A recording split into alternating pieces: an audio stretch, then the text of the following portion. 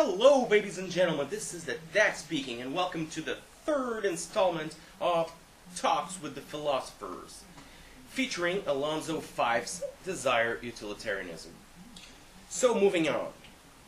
Desire Utilitarianism versus Common Utilitarianism. I am starting the year with a series of blog postings about my basic moral philosophy, in answer to a set of questions that I have recently received.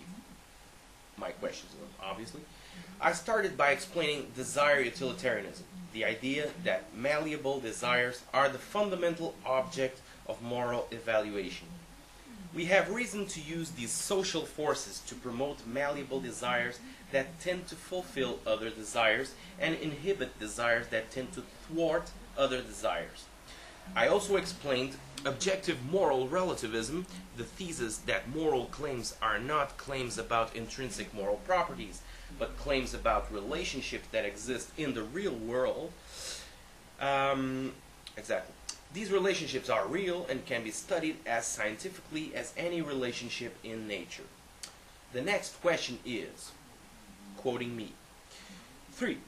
How is your position distinct from common utilitarianism, like the one Bentham invented, with the whole greatest amount of pleasure for the greatest number of people, and hedonic calculus, which could lead to someone killing an innocent person to save two of his better-liked fellows, or robbing my food to feed more people, etc.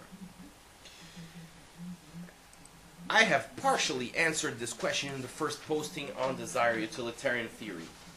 Desire utilitarianism is a theory that holds that desires are the fundamental object of moral evaluation, and that desires are to be evaluated according to the utility they produce. The rightness or wrongness of an action does not depend on maximizing utility.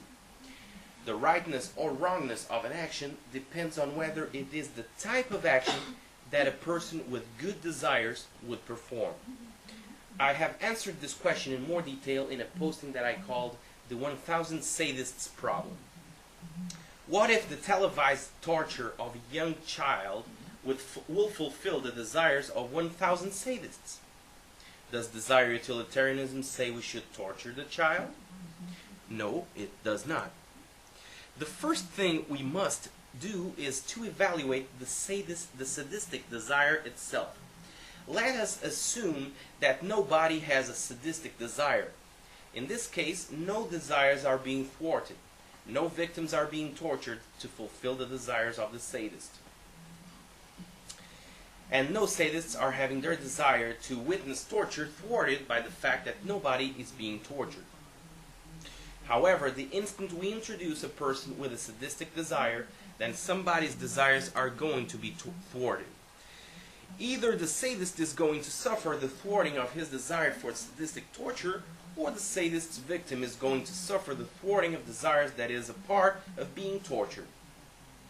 The desire for sadistic torture is a desire that people generally have reason to inhibit. It is a bad desire. Note that it is not a bad desire because it is intrinsically bad. It is a bad desire because of the relationship it has to other desires. The desires that other people have to avoid pain and for the well-being of their loved ones. Intrinsic value does not exist. Only relationships between objects of evaluation, sadistic desire, and other desires exist. This does not imply that a desire utilitarian would be opposed to redistribution of wealth through such methods of taxation. The fact of the matter is that if there are 10 hungry people, one would fulfill more desires by distributing the food among all 10 people than by giving the food to one person, who may have no interest in sharing it with others.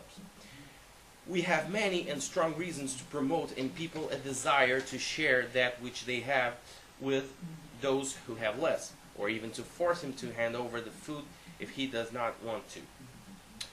This is an issue that I have discussed in several postings, using the example of an airplane that has crashed in a desert, far from any help, but near to an isolated mansion where the wealthy owner is running millions of gallons of water through his fountains, with no possibility for help to come for days or weeks.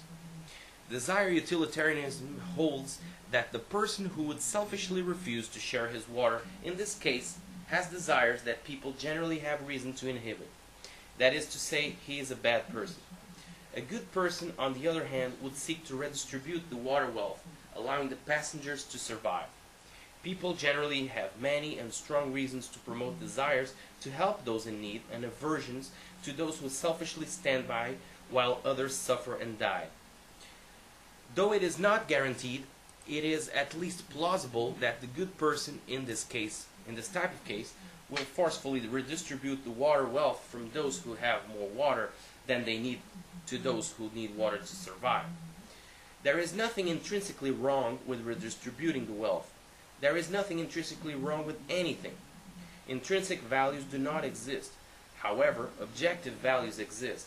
It may well be a matter of objective fact that the desires that the good person would have are desires that would see to the redistribution of the water wealth in that case.